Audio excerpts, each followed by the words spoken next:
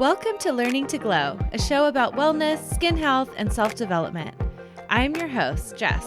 I'm a mom, entrepreneur, and skincare expert.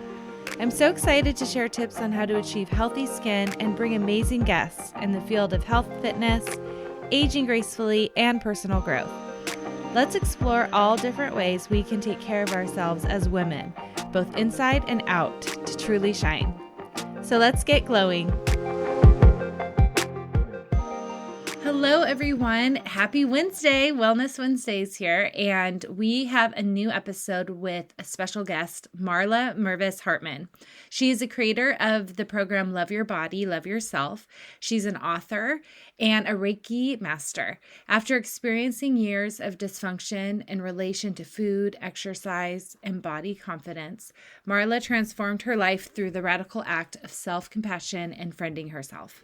She has since used her experiences to help empower women as they choose appreciation for their bodies, honor themselves through nourishing lifestyle choices, and cultivate confidence along the way. We had such a wonderful conversation, and some of the highlights include addiction to dieting and the reason why we become this way, emotional eating, and storing trauma in the body, to name a few.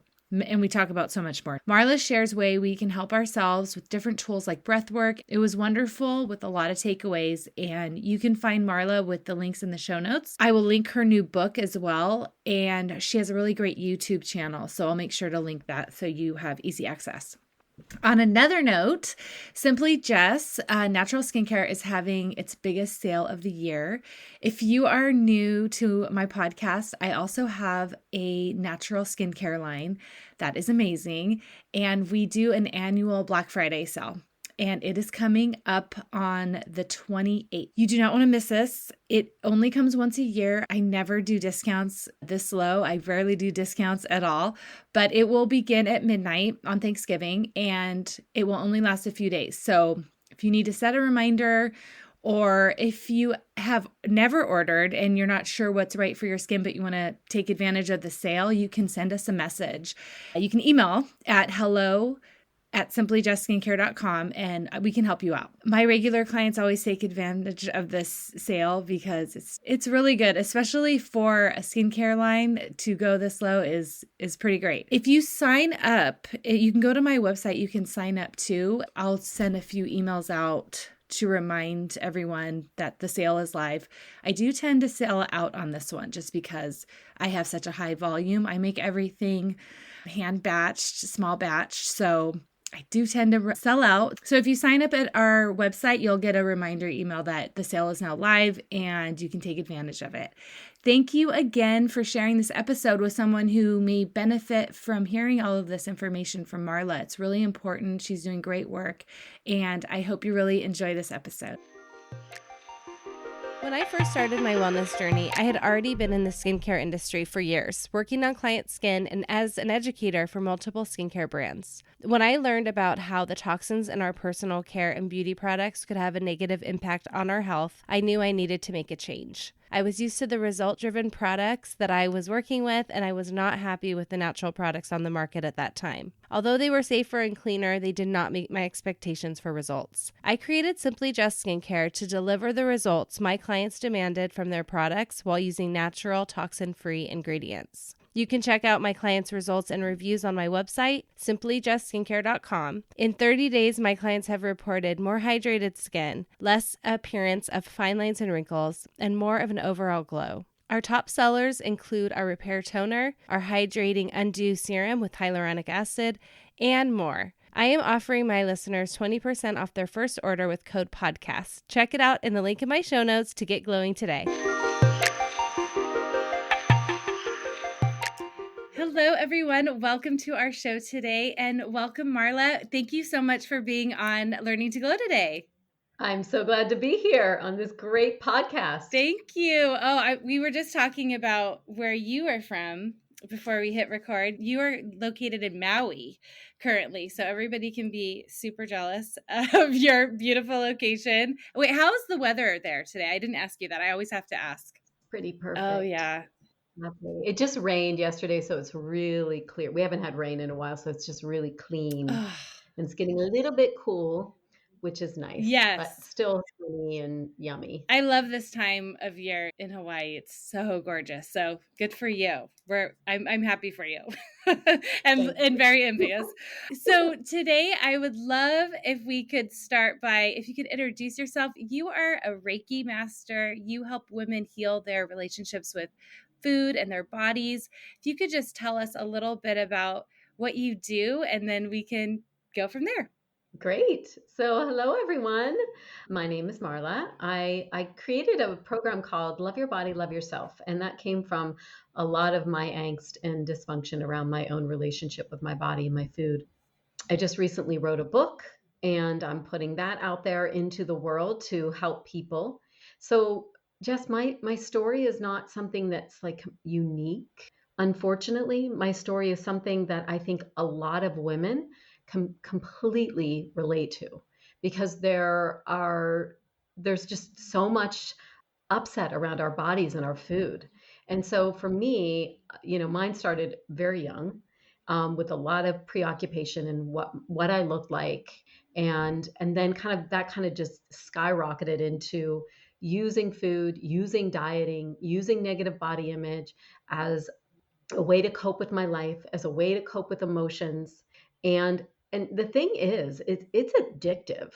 Dieting is addictive, obsessing is addictive, just like alcohol would be, or cigarettes, right? It's like once you get in it, you're in it, right? And I was in it, and I was in it hard. And because there was so much upset around it, I really believed that the only way that I would the way that I would feel better is if my body was a certain weight and I had control over my food. And so I really believe that if I just get that number, if I just get that number and I just am able to control my food and be able to be a normal person around my food, then my life was going to be better. And so I controlled and I controlled and I controlled. And I got to the magic number and it was awful. It was like the worst day of my life. I was miserable. My life was small. I, um, I wasn't in my joy. I was only in my obsession around my body and my food. So it was from that moment that I realized I need help. This has nothing to do with my food. This is a deeper issue, and I need to go deeper in. And so I did. And I was on a journey of recovery for many, many years. That's where I found Reiki, which is, for those of you who don't know, it is a healing modality and a spiritual practice that really calls in the energy of love, of unconditional love. And I think we all need that. Yeah. That's at the end of the day what we're all wanting, right? Is love. And so it really helped me to have another way to cope with my emotions, and just gave me kind of a filter to see through life through a little bit more of through a positive lens. And so after years of recovering, and kind of one of those moments where I'm like, oh my gosh, I think I'm good. Am I good? I haven't been obsessing. I'm okay with my food. Like everything was like serene and calm and peaceful for quite a while. And then it hit me. I'm like, oh, this is what I'm supposed to do. I just said, after a while, I was like, oh my gosh, I feel good. Like I'm good. Like I don't have the obsession. I'm feeling good in my body. My food is okay. And then it was from that point that I realized this is my journey is now to take this out and to help other people to feel good. Oh yes, and share it. And there's a couple of things that I want to go back to that you said earlier. So, and I love that you do Reiki. I actually do Reiki as well and love it. Oh, you do? Yeah, Wonderful. yeah, and we've talked about it on the podcast too. It's like such a beautiful practice. Oh, So so beautiful. beautiful. But I'd love to talk a little bit about earlier your journey with and I love that you said that dieting is addictive. I love that because I never thought about it like that. Like it is addictive and it has to be because it's not sustainable, right? So you go on one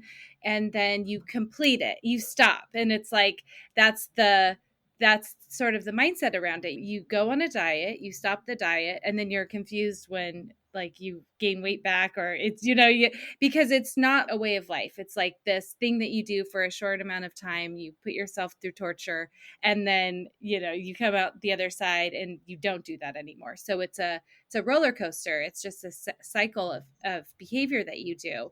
And I'd love to talk a little bit more about when you were in that cycle, and how old were you, and also what do you think it stemmed from? Do you know why you were sort of on that path, or is it more, because you said too yourself, this is not a unique situation. I've dealt with it. I know so many people who have. This is so common.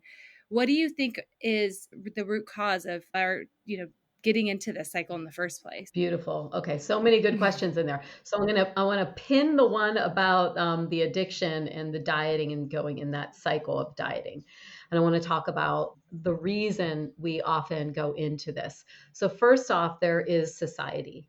We're born into a society that is steeping. I mean, we're literally steeping in diet culture.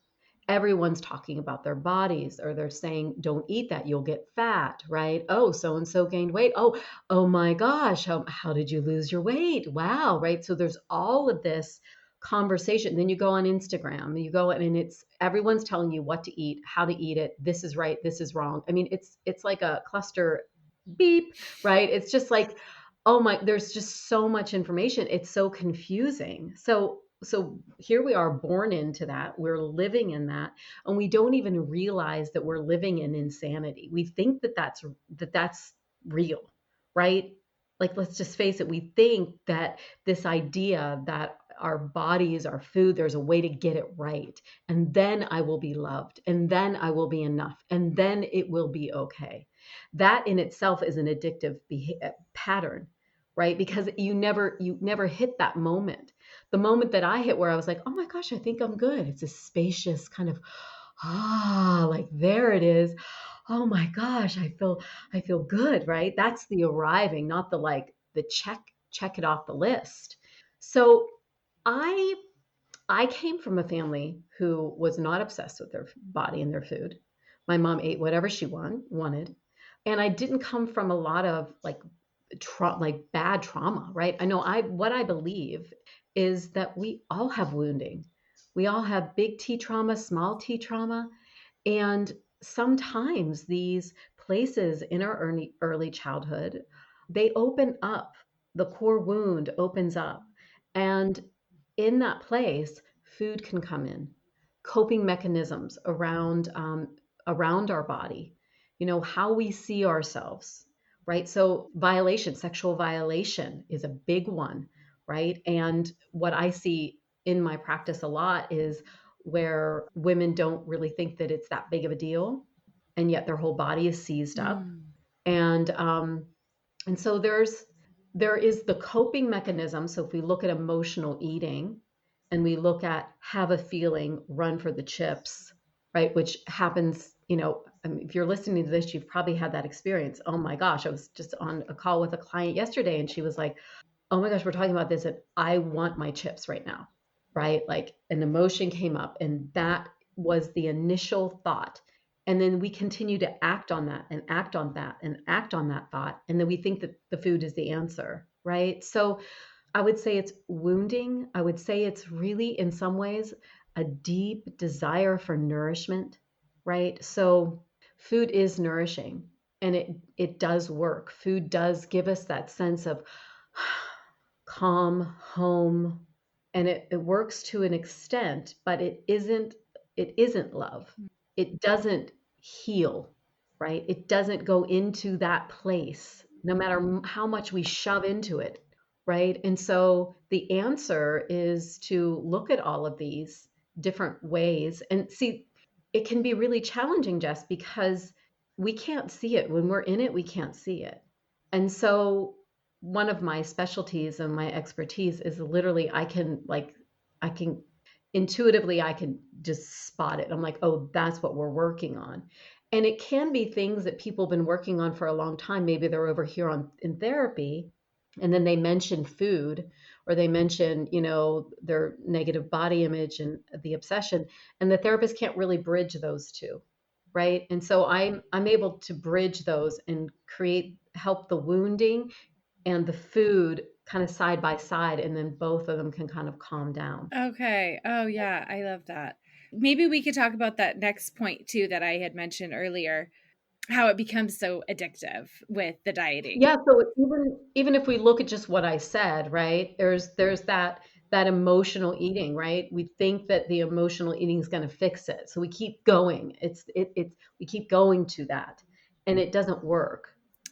Yeah, it's like this feeling is coming up of you're really uncomfortable because of something and you don't want to have that feeling anymore. So it's like having a drink, or doing online shopping or whatever else it is, because it's like, I don't want to feel this feeling right now.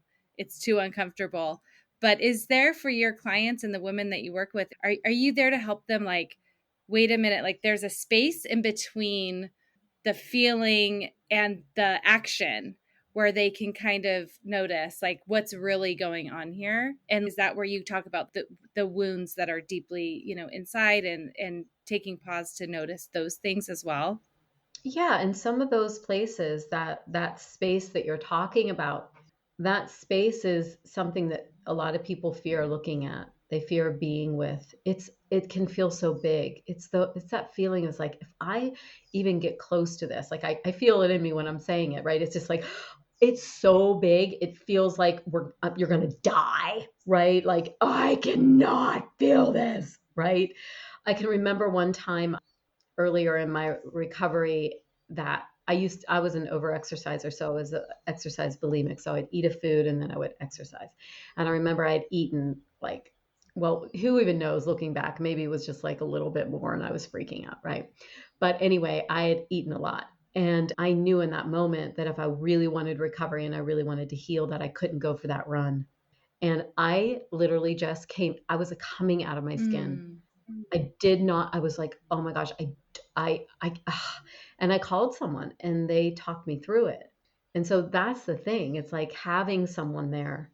But we're not just working on these woundings when we're in the trigger. It's too intense, right? It's just too much.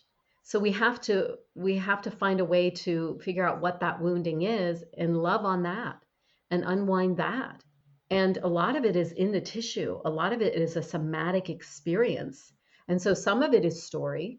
And a lot of people already know their story and they've been telling their story for a long time, right? And that's where often people come to me. They've told their story to the therapist. They've told it, but it's still in the tissue. And so we're working on a somatic level as well. We're working on an inner child level, because intellectually we know what's going on, but on a deeper level, there's, I mean, and I'm just thinking of Reiki, like that's where the Reiki can come in such a beautiful way and bring love to those places.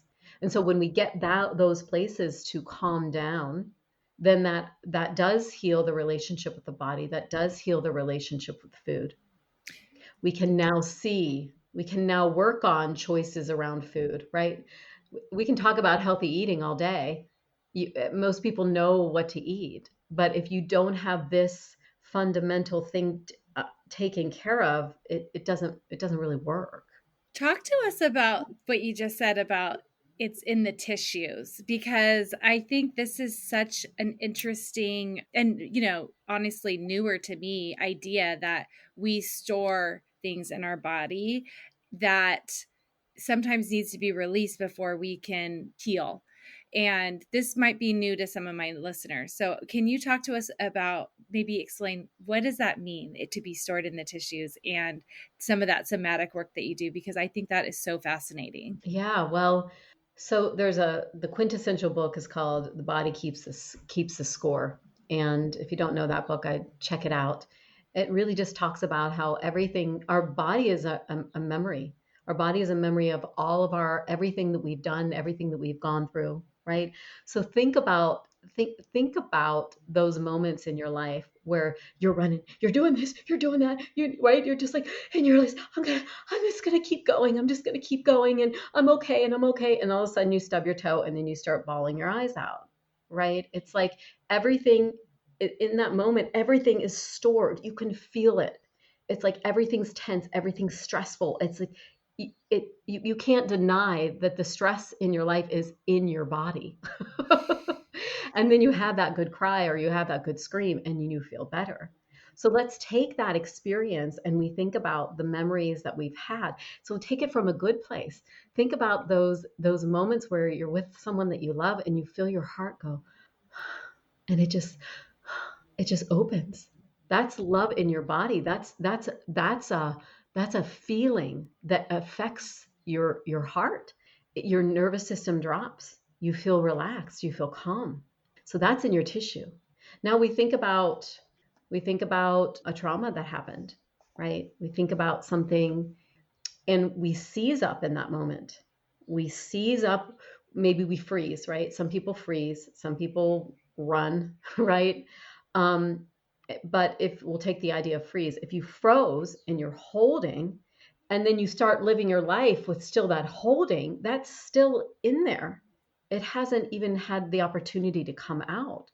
So, in this work of meeting ourselves and meeting our emotions, sometimes we'll feel, and a lot of people that will come to me for Reiki, they'll have a good cry because, and there's no story around it. There's no even thought around it. There's nothing even connected to the cry. They're like, I don't even know why I'm crying. And I'm like, that is old.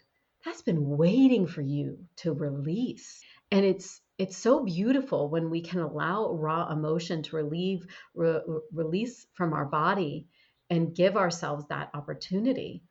So, um, yeah, it's like all those moments where we don't allow ourselves to feel, they're in there, right? And so many people are so scared, right? So we talked about that space you mentioned, the space in between, and that feeling of like, oh my gosh, it's so big, I can't look at it. Sometimes it's so big because we haven't looked at it. It feels scary because it seems like it keeps getting bigger. But sometimes we just turn to it and some it just is like, oh, thank you for seeing me. Thank you. Thank you for hearing me. Thank you for seeing me. Think about when you're with a friend and they hear you and they see you. And it's just like something you just needed to get off your chest, and it's just like, they're just there with you. There's just a release that happens. And so a lot of this pain that we have that we're walking around with just needs a little attention. But this is the thing, Jess. It's easier just to go and do that diet. It's easier just to obsess about what your body looks like and actually do the real work. That's so true. Oh, I love that. I love your example of Reiki and like how, and I've had this experience too, somebody on the table who just like is crying and you don't know why. Like you said, maybe they don't even know why, but it's just that physical release and it's like old stuff. What are other ways that clients can do that, that women can do that other than Reiki? Because I know that there are, movement I know can help and different things like that. But what are some of the ways that you like to use to help with that? Well, I'm a self-care junkie when it comes to like practices like this. Like I would say not self-care, but these type of practices, I just have so many in my box because I feel like I need different ones at different times, right? So sometimes we need to literally go lie down. I just need a minute, and we just lie down and we just let ourselves sink into the bed, and we just take some breaths, and we just allow ourselves to feel ourselves. This is the thing. All of this stuff that I'm going to share with you, and these, I'm just going to ding, ding, ding, ding, ding through it. All this is about coming back to yourself. It's just about meeting yourself. So, lying down, taking some breaths, putting some music on, and dancing it out. So, a lot of this can be proactive, but what I find is that that's a really good one for anger and really good one for that compulsion when you're in it, right? To get up and just like start punching the air and like just move it through the body. Just give the body, meet the body in that intensity in a controlled way, in a loving way, and not over the top. Like you want to meet yourself. Um, Gentle, gentle. Let me just say that, right? But sometimes when things are intense, we need to meet that intensity and not go to, I shouldn't feel this way. Yeah. I shouldn't feel this way. I shouldn't be upset. Well, you are. You know why? So it's here. Let's be with it. Let's meet it, and let's allow it to move through. So these are somewhat of the normal type of things that you would think. Taking some gentle breaths, being with self. Um, and a lot of them are can be proactive where you're on top of your emotions. You're not letting everything stack up. How am I feeling today? What is present? And see, what I notice for myself at this point in my journey is, so food is my coping mechanism. We all have a coping mechanism. Food and negative body image. That's how I know when something is up in my world, when I'm overeating. So just like a couple weeks ago, I was my book just came out, so there was a lot of intensity, and I was like, I ate my lunch, and I'm like, and then I ate more, and I was like, well, it wasn't that I was hungry. I could tell that it was something else. I'm like, okay, what's going on here? And it just was that moment of meeting myself and being like, oh, there's some fear here.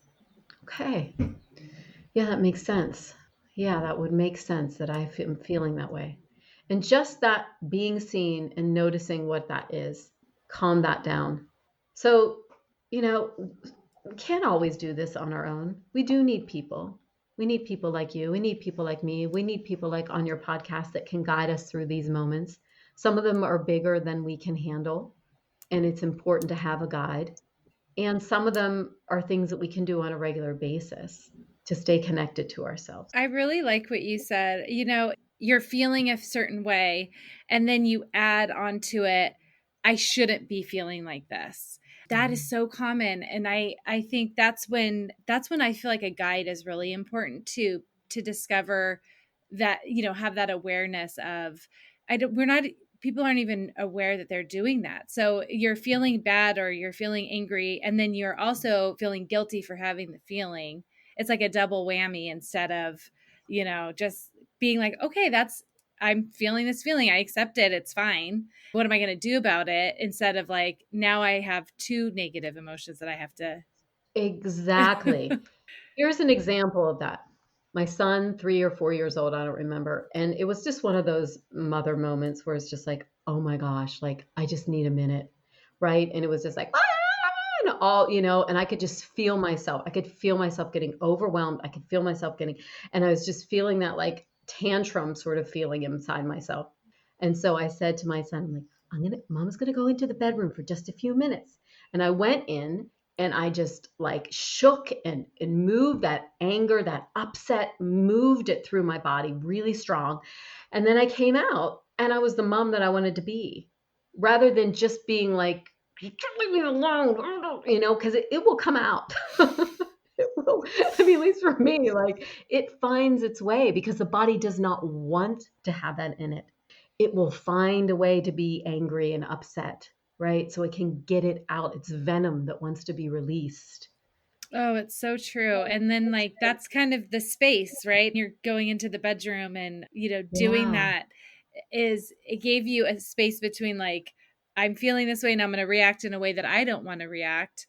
Therefore, after that, I'm going to feel guilty because I'm like, now I didn't show up the way I want to show up as a mom. I mean, it's happened to all of Right. us. And that's a terrible feeling because being in a space where you're like, okay, this is a very important job to me. I want to make sure I'm the best mom I can be. And then letting a trigger take over and then not showing up the way I want to show up, that feels so terrible. It really does. And then we shame ourselves and we add that shame to it, right? And then that makes us feel even worse. And so we're in that shame cycle. Yeah, so I feel like it's very true, and I feel like what you said is really important, having somebody to work with to be able to help you process a lot of these things. And I love all the self-care tools because I'm a big self-care junkie too. And I love the idea of having a toolbox so that in certain situations we can do different things that serve us in that moment and knowing what they are ahead of time. And I love having a list of things, maybe. That's what I have, a list on me. And I have all my clients write a list. What are the, when you're in it, what can you go to? And keep that list, make it pretty if you want, keep it accessible so that you know what your tools are. Because when we're in it, we can't think straight. Mm. We need to be told, right? Yeah, I think it's, I'm so glad you're doing that too. And I think it just having more and more tools and just, I think YouTube is really great from that. I have so many Reiki healing videos on there and breath work and things to meditations. So, just dive into all of that. Oh yeah, I'll link your YouTube so that we can use those when we need to. I love the idea of breath work because that is such a great way of releasing. It's such a great release. And the cool thing about it too is that it's free. You can do it anywhere and it doesn't have to be an hour. I think a lot of people have misconceptions about self-care in a way where I don't have all this time to do all of these things. I don't have time for an hour of meditation. Do the women that you work with come to you with things like that? And what do you say when they say, I just don't have time for this? Like, it's too hard for me in the moment to figure out what to do. Yeah, well, I see that with Reiki, right? People are like, I don't have time to. I'm like, no, no, no. You have hands, and you're always with them. So while you're talking with a friend, you put a hand on your heart, right? So when it comes to breath, we it's like you're lying in bed, you don't want to get out of bed. So then you learn a certain breath, which I can share one with you all so quickly right now. Yeah. And it is one that I find has been so helpful because it helps relax the body. And it is just a simple inhale through the nose and then a long exhale through the mouth, the whole way to the end, the whole way to the end. Quick inhale through the nose, long exhale through the mouth. So continue with that while I talk about it. So this breath works with the vagus nerve to calm us. When we inhale, when you think about exercise, right, we're breathing deeply, right? And we're pumping, right? So when we breathe with our inhale through the nose and we're breathing deeply, we're moving. When we're exhaling, we're literally telling the heart and telling the body, it's time to relax. So when we allow that exhale to get really long, we're giving that cue to the body. We're working with that vagus nerve, time to calm down. Now, what's great about this practice is the more you do it, the more it cues your body. It's like Pavlov's dog, it's like the bell, right? It's like, oh, we're doing that breath. Oh, now we're supposed to calm down. So, it's one of those things where you just want to keep doing it until the magic happens. You think, oh, this isn't working. This isn't working. Stay with it. Stay with it. And this is the thing, you can do it while you're driving. I used to have a really hard time getting out of the door like in the morning without completely like jacking my nervous system up. Like talk about wounding from a child. Right? And so I would do this breath while I was packing my lunch and packing my son's lunch and get just, you know, just to calm myself down. So you can do this for 3 minutes. You can do it while you're driving. You can put your hands on yourself, whether you know Reiki or not, and just hold yourself, right? Squeeze yourself, connect to yourself. So simple. It doesn't have to take so long. No, It has to be accessible. It has to be accessible and practical. it's so true. And I think when it's almost like I had a podcast once and somebody that was listening sent me a message and it was almost like they felt like I gave them a permission slip they're like, oh, I could just do that and that would still be good enough. And I was like, yeah, like that's it. And I love the breathing. I actually had a nutritionist tell me to do that type of breath that you just shared with us before I eat meals Yep. because it will, and talk about like mind body connection. If you're really in a stressed out state and you are eating your food, she's like, you're going to have bad digestion and your body's going to be like, this isn't a great time to digest my food. Like, I'm stressed. My nervous system is a wreck. So she's like, before you have your meal, do these breaths and get your body into that rest and digest state. And I thought that was the best advice because I had a problem with my digestion. And I was, especially after becoming a mom, I don't know if this happened to you, but my meals were already eaten pretty quick. But after I became a mom, I was like, like way too fast. Yeah, I hear you. This is great. Everyone really take that in. This is something that's so important because people who have an obsession or a concern about their food and like, I don't know if this is okay. I don't know if this is okay. And the mental, the emotional, the food isn't safe, food isn't all right. Bringing that to the table, literally, and then eating from that place, then the body gets upset. And now we blame it on the food and we blame it on our that we can't handle food, but really it's the fact that we haven't got ourselves into the nervous system space to actually meet the food and say, let our body know it's like, no, this food is safe. I can eat this food, right? And when the body knows that it's safe, then it's going to know what to do with it in a way easier way. Yeah, it does help. And it's another thing of taking your time throughout the meal and like coming to it with that beginning breath is kind of, it sets the stage for your whole meal. And also another thing that is kind of interesting, and I think this goes back to a lot of the work you do, which I'm sure you talk about, is mindfulness and really being more mindful when you eat. I guess that would be also if you have experienced overeating and you're eating really fast and there's that kind of more stressed out state, you're not going to really have the cues that your body would normally give you. You're not going to notice them because you're going to be like, it's going to be too late when you're stuffed to like connect that with your brain. Is that something that you have That experienced? is bingo right on, 100% bingo right on. And what I would add to that is that some people may be listening to that being like, well, if I could do that, then, if I could calm down, then I wouldn't be listening to this podcast. So a lot of people wish they could calm down around food, want to calm down around food. So it's one thing to say do that, and it's another thing to actually know how to do that and actually get, and then you want to do it and you set yourself up for it, but the body is still running. The body is still in that pattern of, oh my gosh, this isn't safe. Right. And so it can take some time to unwind that. So as you're listening to this, know that if you start being more mindful, it's like a muscle.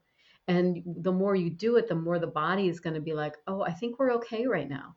And this is where self-soothing comes in. No, this is okay. Mm-hmm. We're okay. Right. This is where prayer, if you have a if you have a connection to God or spirit, these are the moments, because these are the moments that can feel overwhelming and can feel like we don't know what to do.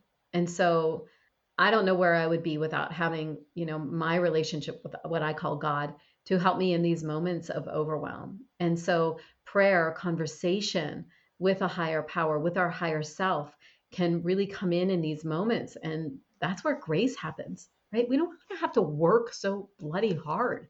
We need some grace. We need some just good old grace. Yeah. Yeah, it's true. And I think another thing, what you were mentioning about that kind of the feeling that your clients were saying, it's like, I'm not there yet. Like I'm so stressed out. I'm so stressed out around food. And it's like more of a panic feeling too. I think a lot for a lot of people who have been dieting chronically, their body does not feel safe and their body is hungry and they're restricted, they're undernourished. And so it makes sense that you'd get to a point where you're like, I'm eating and I'm not stopping because I have been undernourished. I have been doing this to my body for so long. And I feel like that's such a cycle right there alone. Like, yeah, there's a lot of people who have suffered from overeating, but they're also a lot of times under eating for so long with these restrictive diets that their body is just like, feed me. Like, I need to get my Absolutely. nourishment. And that is a huge part of the recovery, right? Which is why some people don't want to do the recovery because they're afraid of that moment. But that's the moment to be in a container where you're like, no, this is okay. You're supposed to feed yourself. This is where we come back to the information is in the tissues, it's in the body. The body keeps a score. If you continue to diet, the body will find a way to get the nourishment that it needs. It will make you binge. It will make you overeat. It will make you crave things. It will make you sick so that you can't go for that run because it doesn't want to do it anymore. Hmm. Right? So if we're continually restricting, there will be that, and it has to balance out. right? It is the balancing. The body wants to find that equilibrium. So the refeeding process can be part of that. Now, we can slowly do that too with consciousness, right? And awareness if it's not too far away. That was my journey. I was such a restrictor. I was a restrictor and then I was a binger, and I thought that I was obsessed with food. I thought I was obsessed with food. And then I wrote down my food for my doctor, and she's like, "You're not really eating anything that has any substance." Like I would eat things, but they would be like the no calories, right? I'd eat a bunch of seaweed that would fill my belly for like a minute. And and I thought I was obsessed, but I was because I was thinking about food all the time. I was bloody hungry, you know? So that is such an illusion for people who are always dieting, that think that, there's something wrong with them. They need some food. I know. And then they're scared to do that. It's such a deep cycle. I mean, I have so much experience. I've talked about it on the podcast. I had an eating disorder. I've had restriction. I overexercise. Like I've done all of the things. And that step, when you're like, okay, I'm just going to eat healthy and be normal, it's scary because you're like, I'm going to gain all this Yeah. weight. And it is such a roller coaster for your body, and it's a very scary thing to start. So I'd love to ask, like, you've told us so much already, but when you first get somebody like me or how I used to be, and they're ready to start healing this process and move forward in a more healthy way, where do you start with them? Tell us a little bit about what you do when you work with your clients for the first time. Yeah. So let's talk about that experience that you just had, right? And this is important to know. So when we are healing our relationship with our body and our food, the fear can be, if I go down this journey, I know for me it was, I'm going to be fat. I'm going to gain all the weight, right? So I have to hang on to this control. I have to hang on to the dieting. And I don't want to let go of that control. So the process, in order for the deep healing to actually happen, has to be slow. Mm. It has to be a journey. It has to be, for this meal, I will eat healthy and I will allow myself to fully nourish myself. I've had to talk to myself. I'm just like, eat the bloody lunch. Don't just snack, sit down, eat the thing, and then move on with your life. Right. And so it's important to know that we're not just flipping a light switch on and off with this. This is these moments of like, I'm going to trust my body right now. I'm going to trust my body right now. I'm going to allow myself for today, right, to have this experience of trust and eating the food that I said I was going to eat. And then tomorrow it may be like, oh, there's like a control thing going on, right? And then what happens with the control? Then maybe there's a binge, right? And then we learn from that, right? And so it is not, it's a slow process of, it's a reparation. Mm. We're repairing trust with the body. The body does not trust, and we do not trust the body in these situations. So we're repairing trust like we would a friend. So if we hurt a friend's feelings, we want to repair that trust. And that doesn't come by like throwing things on them and making it happen. It's a slow burn. So we want to hold this like we would a child, these moments of fear, these moments. This is the healing. What you're talking about, that control, that fear, that is the healing. That piece that's going on right there is the part that wants the love, that wants to be cared for, that wants to know, I'm okay. I'm okay. That's so true. I have to reiterate what you said. This is supposed to be slow. I think when you are a chronic dieter, you're looking up things that say, in 7 days, in 20 days. Right? We don't have time for slow. Like we want it now. That we're going to be on this journey and it's going to be a quick turnover because that's what we've been told our whole lives. That's what the diet industry has been telling us. It doesn't take that long. Just starve yourself for 21 days and you'll lose a bunch of water and muscle. But, you know, we're not losing what we want to lose. We're losing what we need. So I feel like that is such an important thing for anyone listening. This is what do they say? A marathon, not a sprint. This is something that we Yeah. need to really realize, and it's okay. Like take your time and that is just a huge piece of the puzzle, I think, when it comes to this. And I would add to that that it's this work is so impactful. It's not just about healing the body and the food. It's not, it is, it will impact your whole life. So you don't have to be in the depths of despair that I was, or in this eating disorder that you had, Jess. We are worth doing this work, right? You don't have to have an eating disorder. This work, this healing, this relationship impacts your relationship with your partner and your children and your work and how you move through life and how you allow yourself to receive love and the goodness of life. This blocks us from our light. This blocks us in being who we are and what we're supposed to, how we're supposed to show up. Right. And I've had people say, like, well, what am I going to think about if I'm not thinking about food? Right? I'm like, your mind will figure it out. Don't worry about that. You're going to think about something better, something more meaningful. Something way better.